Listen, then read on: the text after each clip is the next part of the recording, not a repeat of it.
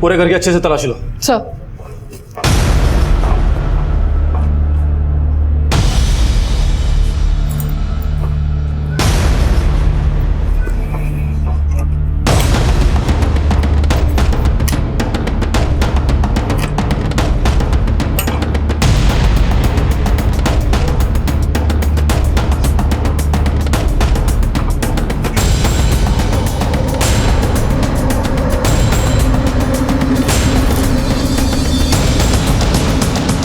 Sir उधर तो कोई नहीं है, लगता है निकल गई।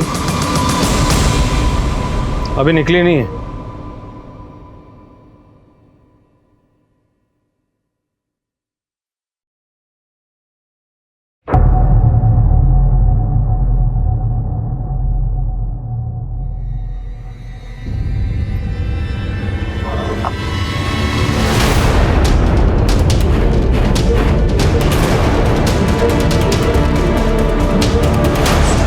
थाने चले उषा जी?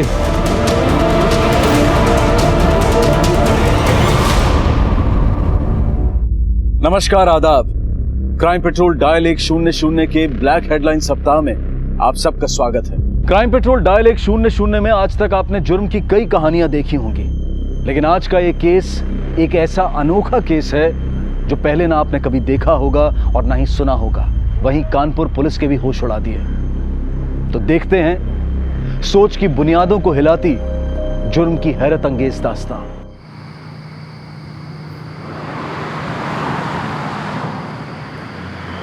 बस अभी हॉस्पिटल पहुंच जाएंगे। भैया इतना स्लो क्यों चला रहे हैं? तेज चलाइए ना।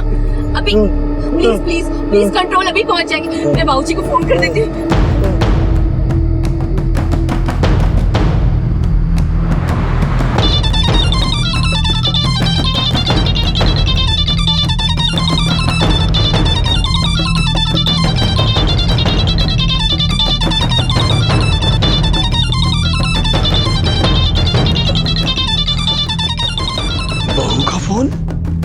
हेलो बाबूजी, बाबूजी मैं अरुण को लेकर हॉस्पिटल जा रही हूँ। किसी ने उस पर हमला कर दिया है। आप वहीं पर आ जाइए प्लीज। अच्छा मैं आता हूँ।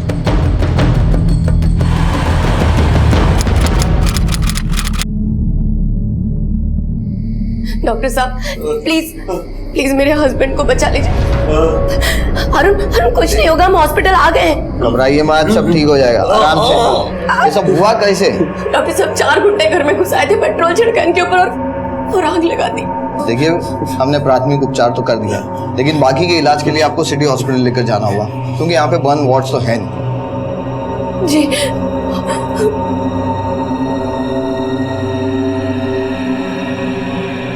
हेलो सर, मैं कांस्टेबल राज यादव बोल रहा हूँ सरकारी अस्पताल से। यहाँ एक जले हुए आदमी का केस आया और ये लोग उसे सिटी हॉस्पिटल ले जा रहे हैं। हाँ सर, ओके सर।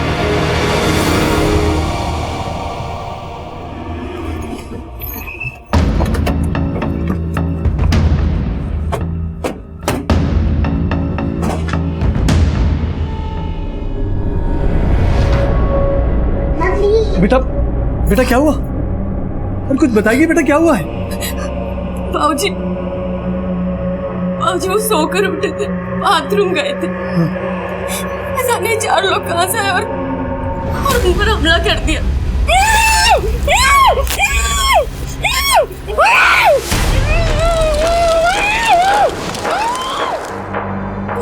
चेहरा झुलस गया। चेहरा झुलस गया? जरा शांत बेटा, रो मत, सब ठीक हो जाए। मेरे बच्चे की रक्षा करो। अरुण माथुर की पत्नी आप? जी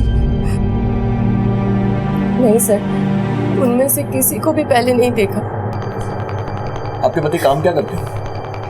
ठेकेदार, कंस्ट्रक्शन का काम है उनका। तो फिर किसी से कोई झगड़ा हुआ हो, या किसी ने धमकी दी हो, या फिर कोई दुश्मनी? सर दुश्मनी तो उनसे किसी की भी नहीं है, और खतरे की कभी कोई बात उन्होंने कही नहीं। हमले के बाद आपने पुलिस को फोन क्यों नहीं किया? अपने सास ससुर को भी रास्ते से ही फोन किया? सर कितना घबरा गई थी मैं। उनकी हालत इतनी खराब हो रही थी, मुझे उनको हॉस्पिटल लाने के साथ कुछ भी नहीं समझ में आया सर।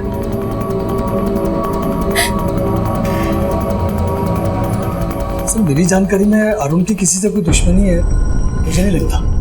हाँ, कंस्ट्रक्शन का काम करता है वो, तो थोड़े बहुत मसले तो होते ही। ये अरुण की बेटी है। बेटा और बहू हमारे साथ नहीं रहते, पर इसे कभी कभी हमारे घर छोड़ जाते हैं। कल शाम को बहू आई थी, इसे हमारे पास छोड़ गई। आज इसका जन्मदिन है, बोला था शाम को आकर बताएंगे। पता नहीं किसने दुश्मनी निकाली मेरे बेटे के साथ। तो आपका ये मकान किराए का है? हाँ सर।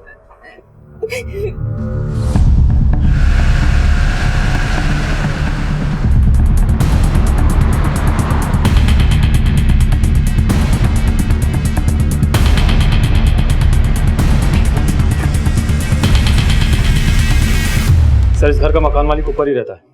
बुलाओ सर। सर ये घर तो कल दिन भर बंद ही रहा साहब। फिर ये 4 लोग कब आए और कब गए ये हमको पता नहीं सर। मतलब आपने किसी को आते जाते नहीं देखा? हाँ सर, हमने किसी को आते जाते नहीं देखा। अगर कोई रात में घुसा हो तो ये हम नहीं कह सकते। लेकिन एक बात है साहब, मेरी वाइफ ने सुबह 4 बजे कंपाउंड में एक प्राइवेट टैक्सी को आते हुए देखा था। उषा उसमें कहीं जा रही थी। उषा के साथ अरुण भी था? हाँ था।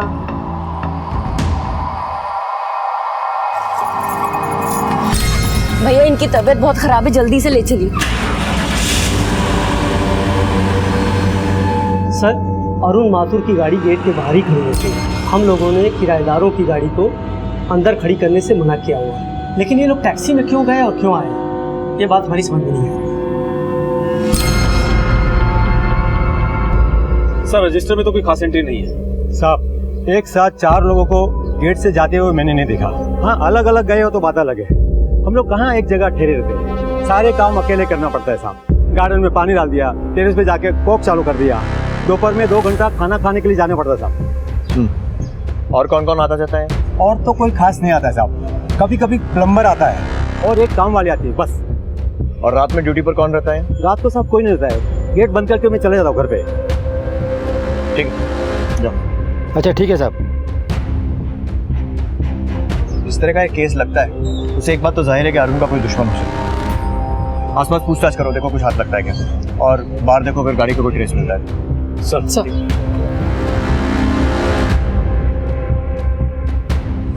पुलिस ने कड़ी से कड़ी जोड़ने के लिए मोहल्ले से और आसपास से पूरी जानकारी जमा करनी शुरू की।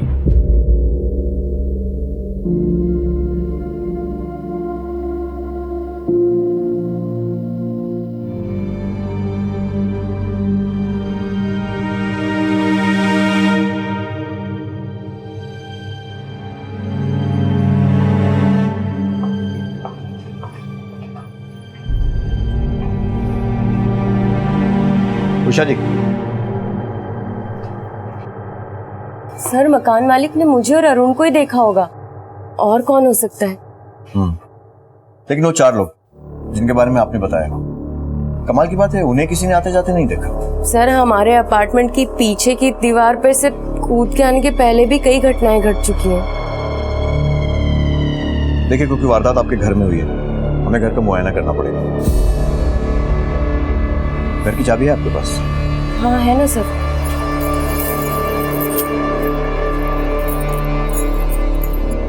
शुक्रिया। और अपने पति के बारे में या फिर इस घटना के बारे में अगर कोई भी बात याद आती है, छोटी से छोटी भी, तुरंत हमें फोन कीजिएगा। जी सर।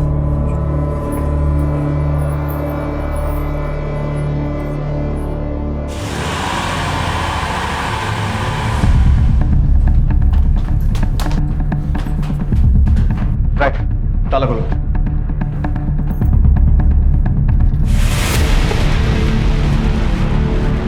तो पेट्रोल की बदबू आ रही है। लगता है यहीं कहीं चलाया था। सावधानी से पूरे घर की तलाशी लो। चेतन, घर के आसपास देखो। सर।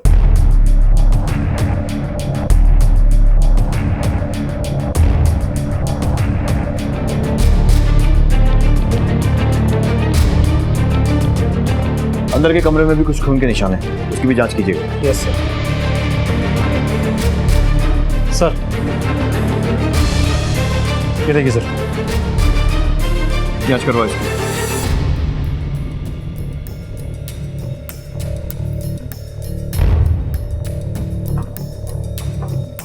सर घर के अंदर जबरन घुसने का तो कोई सबूत नहीं मिला। लेकिन उषा के हिसाब से तो 4 लोग घर में घुसे थे। फुटप्रिंट्स कितने मिले? सर यकीन के साथ नहीं कह सकते। वारदात सुबह 4 बजे के आसपास हुई। इसका मतलब वो लोग पूरी प्लानिंग के साथ आए होंगे। सर ऐसा भी तो हो सकता है कि उषा ने खुद ने ही दरवाजा खोला हो और उसके बाद वो 4 लोग अंदर घुस गए हो। लेकिन एक आदमी का चेहरा जलाने के पीछे क्या कारण हो सकता है? ये लोग थे कौन और इन्होंने ऐसा किया क्यों? अश्विन, कहीं ऐसा तो नहीं है कि उषा ने ही अपने पति के चेहरे पर पेट्रोल डाला? लेकिन सर ऐसा होता तो उसका चेहरा जला के हॉस्पिटल क्यों लेके गई? अब इस सवाल का जवाब तो सिर्फ अरुण दे सकता है। चलो हॉस्पिटल चलकर देखते हैं, शायद उसकी हालत कुछ ठीक हुई। सर बाहर से बोतल मिली, जरा सा पेट्रोल भी है इसमें, और बाहर उषा की गाड़ी भी नहीं है और ना ही कोई सीसीटीवी कैमरा है। चेक करवा, कोई फिंगरप्रिंट मिलता है? सर चलो।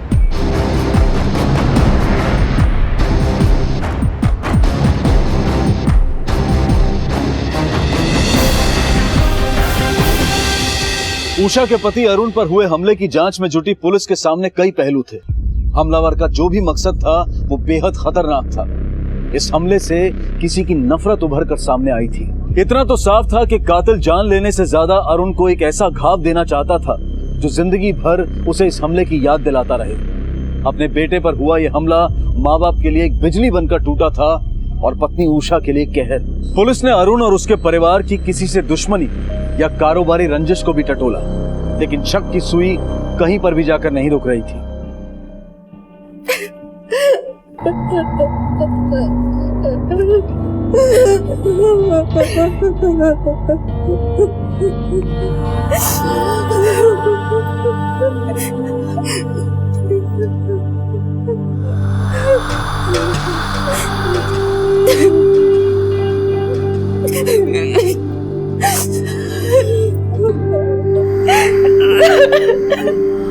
सर देखकर लगता तो नहीं है कि इन दोनों के बीच में कोई रंजिश होगी।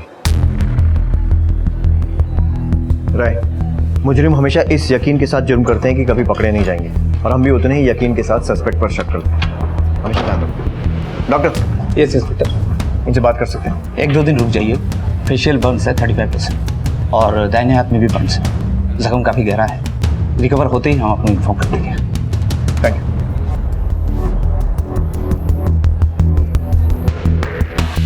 आपको क्या लगता है उषा जी, आपके पति के साथ किसने ऐसा किया होगा?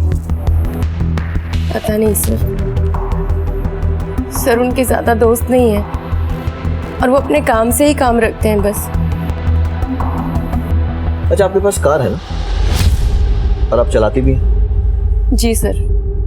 तो फिर टैक्सी? सर और आपके अपार्टमेंट के बाहर आपकी कार भी नजर नहीं आई हमें। सर ऐसे क्यों पूछ रहे हैं आप मुझसे? तो और किससे पूछेंगे? सर एक्चुअली गाड़ी गैराज में है और अगर गाड़ी मैं चलाती तो अरुण को कौन संभालता? बहुत डर गई थी सर। अच्छा, आपके घर में खून के निशान भी मिले हैं हमें, उसके बारे में कुछ बता पाएंगे? एक्चुअली अरुण को ड्रिंक करने की आदत है सर। कल रात भी वो ड्रिंक करके आए थे, ठोकर लगी और गिर गए। गिरने से चोट लगी और खून निकल आया सर। तो फिर इलाज के लिए कहाँ लेकर गई थी? यही लाई थी शायद। सर मैं नहीं लेकर आई थी, हमारा भतीजा है अरविंद, वो लेकर गया था। अरविंद? सर रात में चाचा की कॉल आई कि चाचा को चोट लग गया है, तो मैं तुरंत आके उनको क्लिनिक पे लेके गया। कौन सा क्लिनिक? सर वो हमारे अपार्टमेंट के सामने ना, सरला क्लिनिक, वहीं पे सर लेकिन ऐसा होता रहता है, मतलब सर चाचा को थोड़ा ड्रिंक करने का शौक है, मतलब सर आदत है, पर कभी कभी सर ज़्यादा ही हो जाता है। शौक है, आदत है, तो फिर ऐसे झगड़े तो पहले भी होते रहे होंगे। सर हुआ होगा, लेकिन सर मेरे सामने तो ऐसा कुछ नहीं हुआ। यही गाड़ी है साहब। कल रात में एक औरत और उसका पति गाड़ी गैराज में छोड़ के गए थे। कितने बजे? 3 बज रहे थे साहब, मैं तो सो रहा था। गाड़ी में खराबी क्या थी? ओवरहीट की वजह से गाड़ी का डिस्पेंसर जल गया था। इस तस्वीर को ध्यान से देखो। कल रात को आदमी आया था तुम्हारे गैराज पर अपनी गाड़ी लेकर, और इस आदमी पर हमला भी हुआ है। अच्छा, जिस वक्त ये यहाँ पर आया था उस वक्त तुमने किसी को देखा था जो इस पर नजर रख रहा था? इस आदमी पे हमला हुआ है, क्या इन दोनों के पीछे कोई था उस दिन? नहीं मैडम, औरत तो यही थी, आदमी नहीं था। औरत तो यही थी, आदमी कोई और था साहब। अरुण, ये किसने किया? तूने पहले कभी उन लोगों को देखा है? अच्छा एक बात बता, कहीं वो नवीन शर्मा के लोग तो नहीं थे, या फिर वो अवस्थी? पिछले हफ्ते ही तेरा पंगा हुआ था ना उसके साथ। यार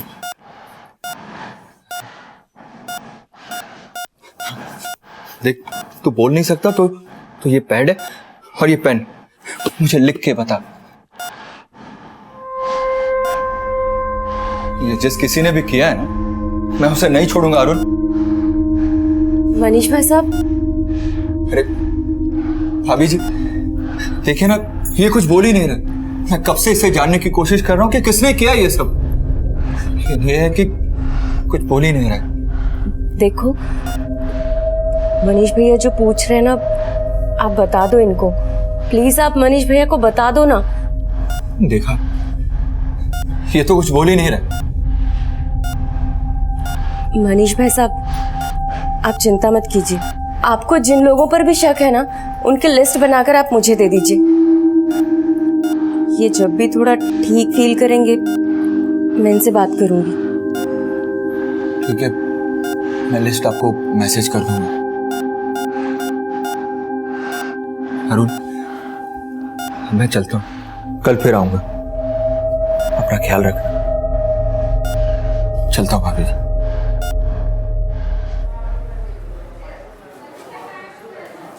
अरे मनीष, खुश रहो बेटा। खुश रहो बेटा। जीते अरुण से मिला? जी अंकल जी मिला तो, पर वो कुछ बता ही नहीं रहे। क्या नहीं बता रहा? अंकल जी यही कि उस पर हमला किसने किया। अब वो जो भी लोग थे उसने उन्हें देखा तो होगा ही ना। मैंने इतना भी कहा कि तू बोल नहीं सकता तो लिख कर बता दे, लेकिन वो बताना ही नहीं चाहता। तो अजीब सा बिहेव कर रहा है वो। मैं तेरी बात समझ रहा हूँ बेटा, तू परेशान मत हो। अब तुझे भी पता है ना कितने बड़े हादसे से गुजरा है वो। मुझे लगता है कि उसे समझने में थोड़ा वक्त लगेगा। उसे समझ जाने दे।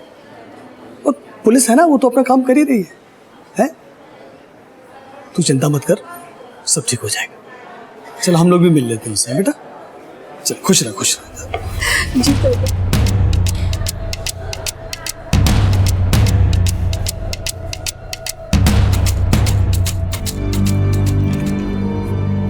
मैडम आपका सर ने बुलाया।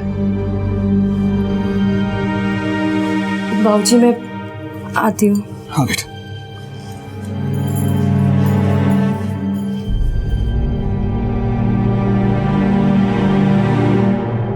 अब तक पुलिस के सामने कई सच और कई झूठ आ गए थे। कई सवाल भी खड़े हो गए थे जिनके जवाब उषा से बेहतर और कोई नहीं दे सकता था। पति पत्नी के रिश्ते की गरिमा शक के घेरे में आ गई थी। पुलिस ने क्राइम सीन का बारीकी से मुआयना किया, गवाहों के बयान लिए, सबूत जमा किए, लेकिन सीधा साधा दिखने वाला ये केस कानपुर की कलेक्टरगंज पुलिस की नींदें उड़ा रहा था। सर ये सब क्या है?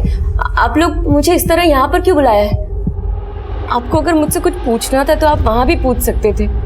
सर मैं पहले से इतनी परेशान हूँ और मैं आप लोगों की कंप्लेंट करूंगी डीसीपी साहब से। बिल्कुल कीजिएगा कंप्लेंट डीसीपी से। पहले ये बताइए कि ये आदमी कौन है? कौन है मतलब? अरुण है मेरे पति।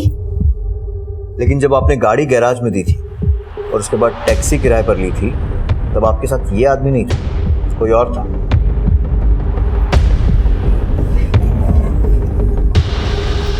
कौन था वो मिसेस माथुर?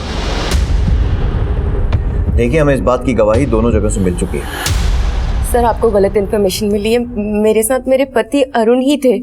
ठीक है, अगर जवाब देने के लिए आपको समय चाहिए तो हमें भी कोई जल्दी नहीं है। अच्छा 4-6 दिन इनके रहने का इंतजाम करो, रिमांड पर लो। सर एक मिनट, मुझे आप लोगों को कुछ भी बताने से पहले अपने पति से बात करनी है। वो मैं देखिए हम लोग आपकी मदद करना चाहते हैं, तो आप तसल्ली से बताइए कि क्या हुआ था।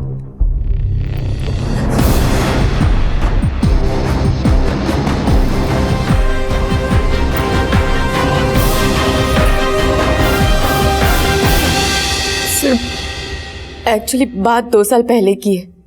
मुझे बैक पेन का प्रॉब्लम था।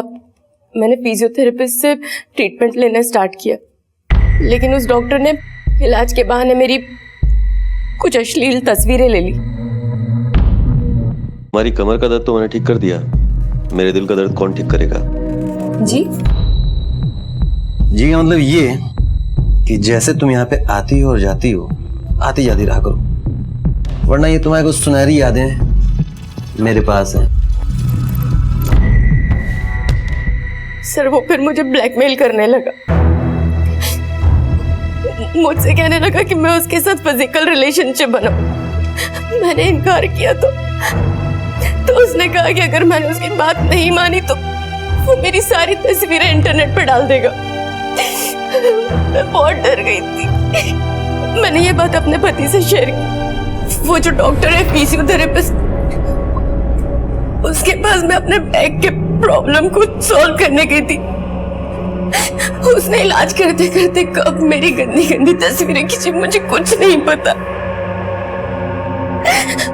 और अब वो मुझे ब्लैकमेल कर रहा है कि मैं उसके साथ रिलेशन रखूं। सॉरी,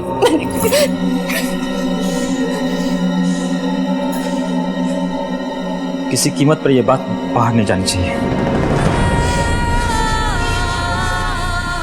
अपने पति को इतना परेशान देखकर मैंने उनसे कहा कि इस डॉक्टर से मैं खुद ही बात करूंगी।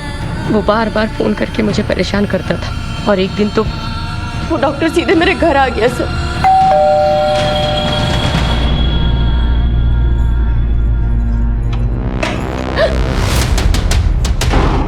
तुझे बुलाया, तू आई क्यों नहीं? सुन, आज यहाँ से मैं अपनी प्यास बुझा के ही जाऊंगा। देखो, हम यहाँ से बाहर चलते, बाहर चलकर जितनी बातें करनी है हम बातें कर। मुझे तुमसे बहुत सारी बातें करनी, ठीक है? एक सेकेंड, चलो। उस दिन मेरे पति गाड़ी लेकर नहीं गए थे, तो हम लोग हमारी गाड़ी से चले गए, और वो पूरे रास्ते मुझे अपनी बात मनवाता रहा। सर लेकिन मैं उसकी बात नहीं मानी, और रास्ते में हमारी गाड़ी खराब होने लगी सर। इसी वजह से गाड़ी गैराज पर दी और पास के टैक्सी स्टैंड से टैक्सी रेंट की। फिर उसने एक सड़क किनारे पेट्रोल पंप से किसी बोतल में सर पेट्रोल भी लिया। बताया कि उसकी बाइक का पेट्रोल खत्म हो गया है, और उसकी बाइक की चाबी मेरे घर पे छूट गई है, इसलिए वो अपने बाइक की चाबी लेने मेरे साथ मेरे घर आया सर। और तभी मेरे पति के साथ उसका सामना हुआ।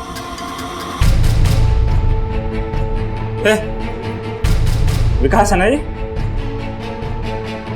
अरुण, साले तेरी हिम्मत कैसे दी? अरुण, तू मेरी बीवी पे गंदी नजर आता है। अरुण, मेरे पति और विकास में बहुत बुरी झड़प हुई सर।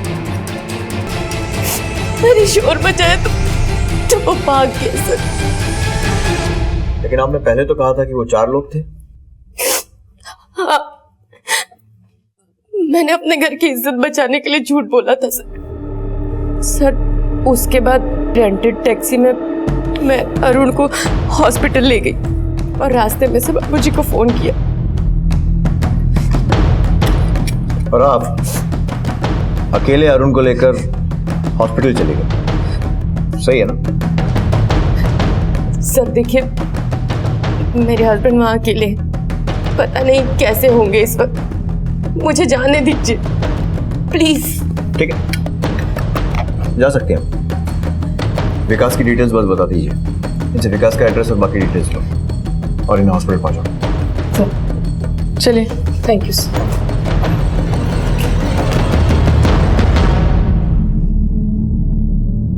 सर ये औरत बार बार अपना स्टेटमेंट बदल रही है।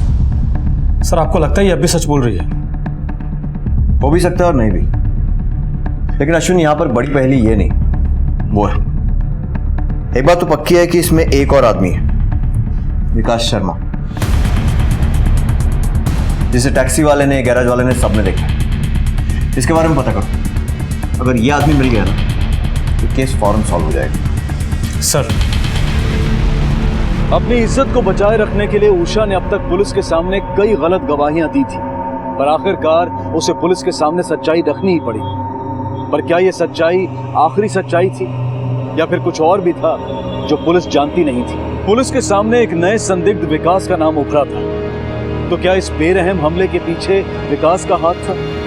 पुलिस ने अपनी तहकीकात के सिरे अब उस दिशा में मोड़ दी। हाँ सर, विकास शर्मा हमारे यहाँ फिजियोथेरेपिस्ट है। वो पिछले 4 दिनों से आया नहीं है। 4 दिन से देखा नहीं साहब विकास को। 2 दिन पहले विकास जी आए थे कुछ सामान लेने। अरे सुरेश भाई, ये सामान दे दो। रवि, ये सामान निकाला। 10 मीटर रस्सी, 1 क्रोबार, सलिया 15 mm और एक फावड़ा। ये लो। विकास जी, ये सब क्या करेंगे आप? अरे कुछ नहीं, वो घर का गटर जाम हो गया था। अच्छा, ये ले। अच्छा ठीक है, चलता हूँ। मतलब मारने का सामान जुटा रहा था। सर, बगल के मेडिकल शॉप से विकास ने ये दवाइयाँ खरीदी थी कल शाम को। नींद की दवा और इंजेक्शन, मतलब बेहोश करके मारने का प्लान। अश्विन, इसके घर का एड्रेस मिला क्या? हाँ सर, यहीं फूल बाग में रहता है। चलो।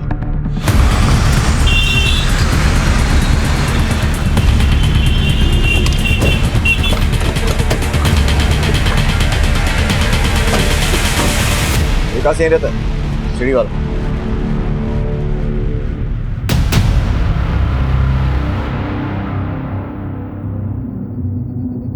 सुनो, ये विकास कहाँ गया?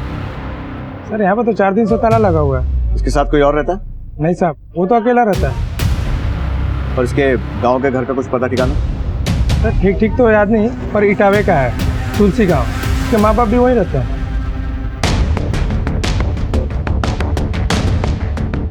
अश्विन, विकास ने उषा की अश्लील तस्वीरें ली और उसके साथ शारीरिक संबंध बनाना चाहता था, जिसके लिए उषा राजी नहीं थी। तो इसके लिए उसे उषा पर हमला करना चाहिए था। उसके पति पर हमला क्यों किया?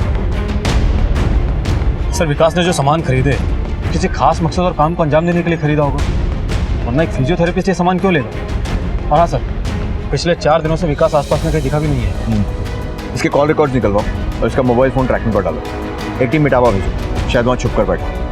किसी भी हालत में ये आदमी हमारे हाथ लगना चाहिए। Sir,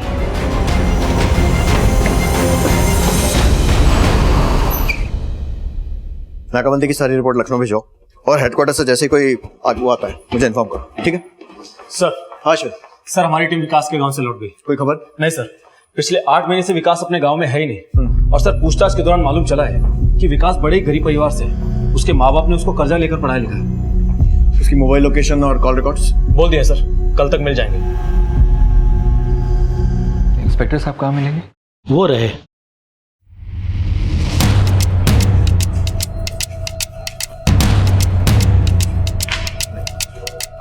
excuse me sir. Sir, मैं मनीष, अरुण माथुर का बचपन का दोस्त। बोली जी, वो अरुण कुछ अजीब सा बिहेव कर रहा है। अजीब? सर, मैं उससे मिलने हॉस्पिटल गया था और मैंने वहां उससे जानने की काफी कोशिश की कि ये सब किसने किया है, लेकिन सर वो कुछ बताने को ही तैयार नहीं। सर, मैंने उससे ये भी पूछा कि अगर उसे किसी पर शक हो तो वो भी बताए, कुछ लोगों के नाम भी बताए, लेकिन सर उसने कुछ नहीं कहा। सर, अरुण ऐसा नहीं है, वो काफी एग्रेसिव नेचर का है सर। वो ऐसे चुपचाप बैठने वालों में से नहीं है। और सर, आज सुबह उसने मटन सूप पीने से इनकार कर दिया। लीजिए। अरे ये मटन सूप नहीं पियोगे तो जख्म कैसे भरेंगे? हाँ। डॉक्टर ने बोला है पीने के लिए।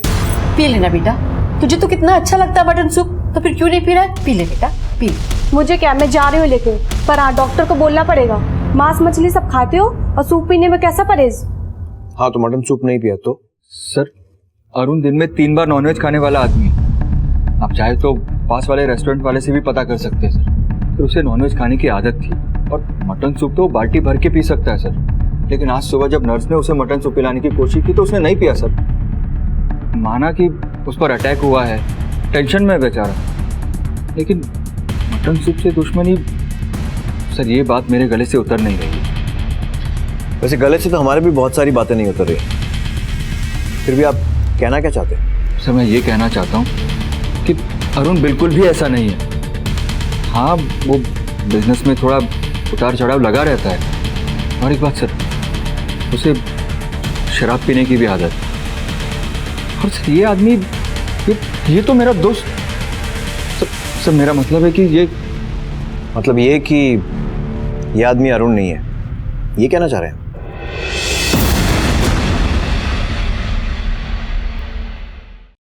अरे बकवास कर रहा है साहब वो मनीष। मुझे तो लगता है कि मेरे बच्चे पे हमला भी उसी ने करवाया।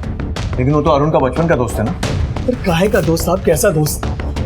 सब जलते हैं मेरे बच्चे के कारोबार से। अरे हम बाप बेटों में झगड़ा भी इन दोस्तों ने करवाया है। वरना आप देखिए साहब, कानपुर में मेरा इतना बड़ा मकान है और मेरा बच्चा किराए पे रह रहा है। अरे हम अपने बेटे को नहीं पहचानेंगे जिसे हमने बचपन से पाला पोसा? उसकी खुशबू सूंघकर पहचान लेंगे साहब हम उसे। क्या बात कर रहा है मनीष। चलो सर हमें भी यही लगता है कि ये मनीष बकवास कर रहा है। और ये अरुण का जो मोबाइल है वो कौन सी कंपनी का? Sir doctor.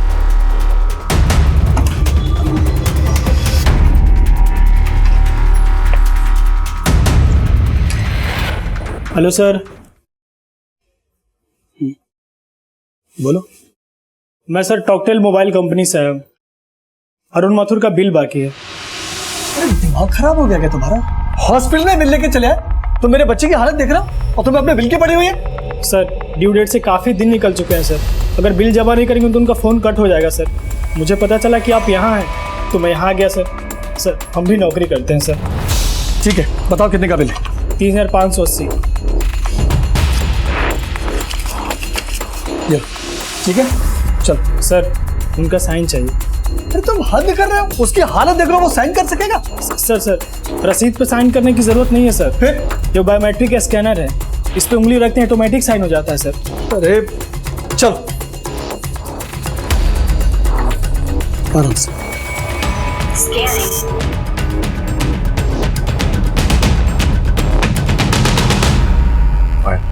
सर हाँ फिंगरप्रिंट मैच नहीं हुआ सर। बायोमेट्रिक के हिसाब से ये अरुण नहीं है सर।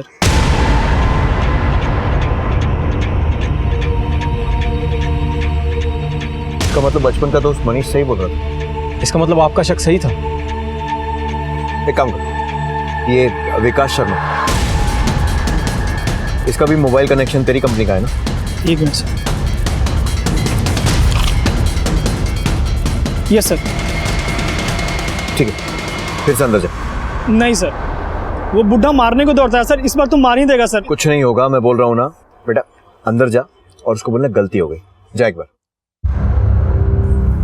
एक मिनट आराम से। तुम्हारा कोई भी काम ढंग से नहीं होता। एक्चुअली सर पेमेंट क्रेडिट नहीं हुई थी सर। अब हो गया? हाँ सर हो गया। हटाओ। Sorry sir. हद हो गई सर। हाँ मैच कर गया सर। विकास शर्मा के नाम से मैच कर गया।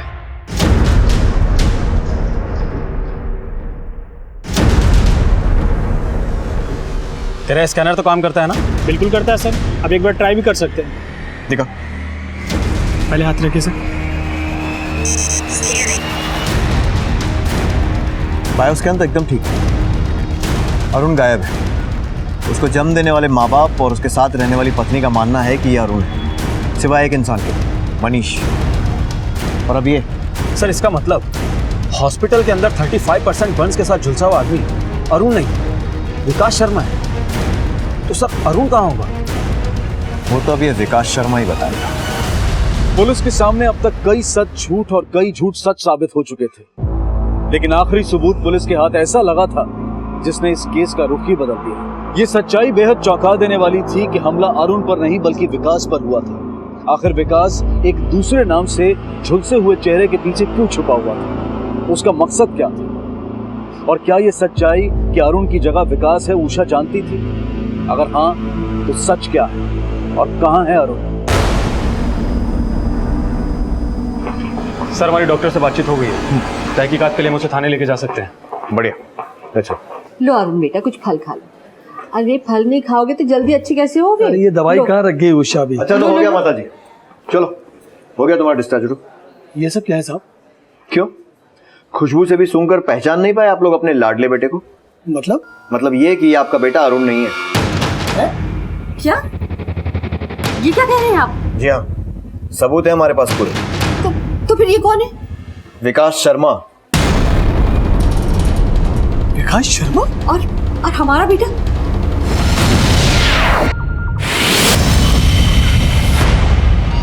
गाड़ी में डालो। सर हमारे एक बात समझ में नहीं आई। एक आदमी विकास शर्मा एक औरत के चक्कर में फंसता है, बाद में वो औरत पीछे हट जाती है और फिर वो गुस्से में आकर उसके पति को जलाने का प्लान बनाता है, उसकी जगह ले लेता है। पर ना हमें उसके पति की लाश मिली है और जला भी तो कौन? मारने वाला। लेकिन अगर ये सचमुच उसे मारना चाहता था तो फिर इसने खुद पर पेट्रोल क्यों डाला? या फिर शायद किसी और ने उस पर पेट्रोल डाला? लेकिन सर ये जानलेवा भी तो हो सकता था, ये मर सकता था। सर जिस मोड़ पे अभी ये केस पहुंचा है वो अरुण ही है जो गायब है। सर ये सेल्फ इन्फ्लिक्टेड तो नहीं हो सकता। इस कहानी के पीछे कोई ना कोई झूठ जरूर है अश्विन, और सबसे पहले हमें उस झूठ को पकड़ना पड़ेगा। अरुण की पत्नी उषा कमरे में नहीं थी ना? फौरन एक टीम बनाओ और अरुण के घर पहुंचो। तब तक मैं इसे थोड़ा मटन सूप पिलाता हूं और बाकी की परतें उषा खोलेगी।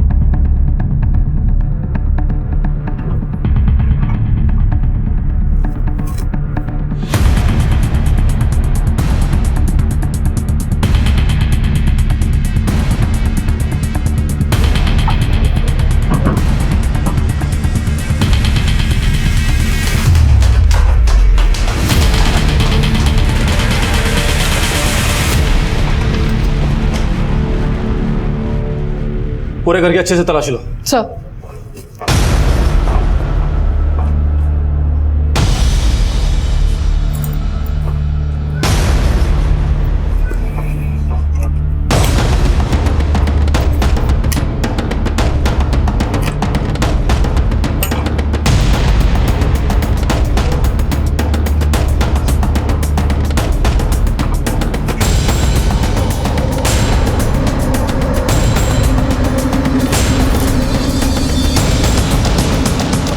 सर उधर तो कोई नहीं है, लगता है निकल गई। अभी निकली नहीं है।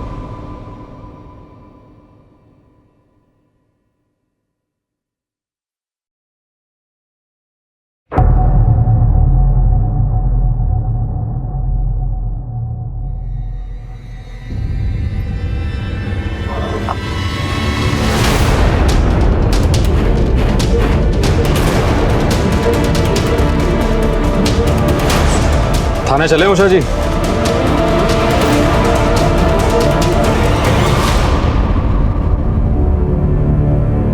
मिसेस उषा माथुर, आपके खिलाफ सारे सबूत हमें मिल चुके हैं और इस वक्त आपका स्टेटमेंट रिकॉर्ड हो रहा है। जो भी कहेंगी अच्छे से सोच समझकर और सिर्फ सच बोलिएगा, समझ गई आप?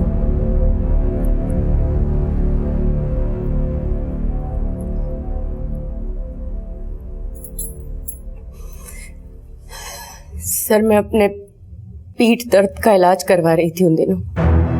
मेरे पति अरुण को शराब पीने की बहुत बुरी आदत थी और हम दोनों के बीच में कोई शारीरिक संबंध कई समय से नहीं था।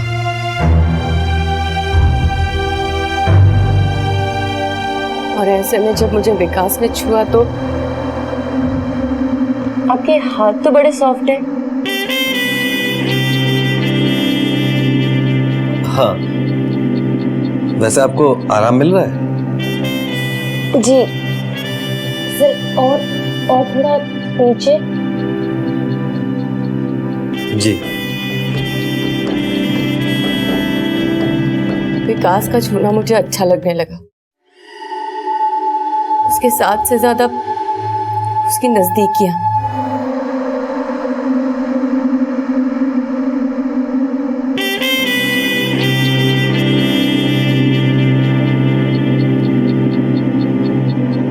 और लुका छुपी के इस खेल को और अरुण को रास्ते से हटाने का मैंने पक्का रास्ता भी ढूंढ लिया था।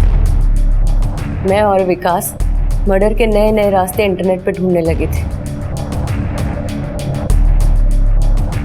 सर मैंने अरुण को मारने का प्लान रात का बनाया, क्योंकि अरुण हमेशा रात को नशे में होता है। सबसे पहले मैंने अपनी बेटी को उसकी दादी के यहाँ छोड़ा और फिर अरुण के आते ही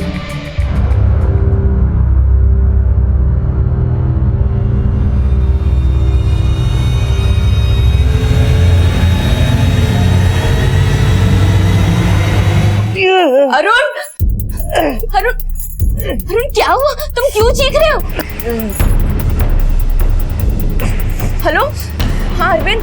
चाची आप मत परेशान हो, मैं बोल रहा हूँ, समझाया था ना कि मत पिया करो। चाचा आप यहीं रुको, मैं इनको लेके जाता हूँ अस्पताल। आओ आराम से आराम से लेके जाना। मैं ले जा रहा हूँ। आओ आओ चलो, आराम से आओ, आराम से आओ।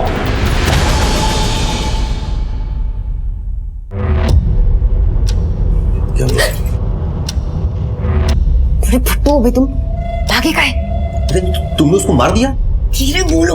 अरुण को भी अरविंद हॉस्पिटल लेकर गया है। जाओ, जाकर बाहर हमारे फोन का वेट करो। ठीक है, आराम से। हाँ जाओ। बहुत दिलेरी दिखाई तुम लोगों ने। फिर उस पर हमने दोबारा वार किया।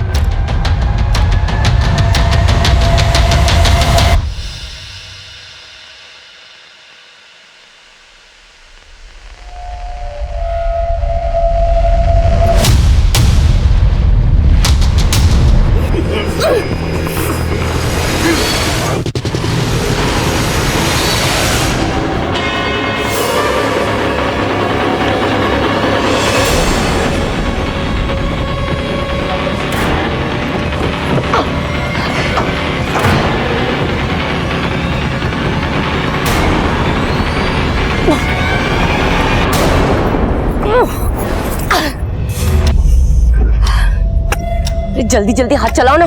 यहाँ नहीं खुलने वाला, यहाँ तो पत्थर है। छोड़ो इसको, जाओ पेट्रोल लेके आओ, माचिस भी लेके आना।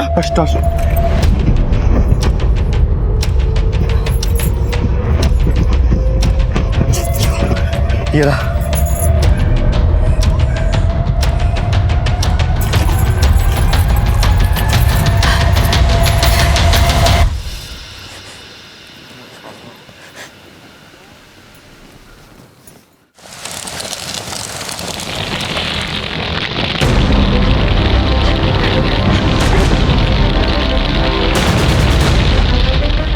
वापस आते हुए कार एक गड्ढे में फंस गई। अब क्या हुआ? अरे गाड़ी फंस गई। सर तदबीर तो बहुत अच्छी थी, पर तकदीर ने धोखा दे दिया। बड़ी मुश्किल से टेम्पो वाले की मदद से हमने अपनी कार वापस बाहर निकाली,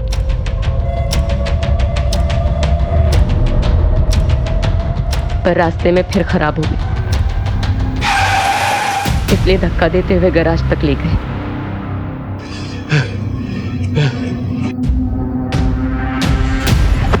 अरे उठाओ इसे। अरे भाई साहब।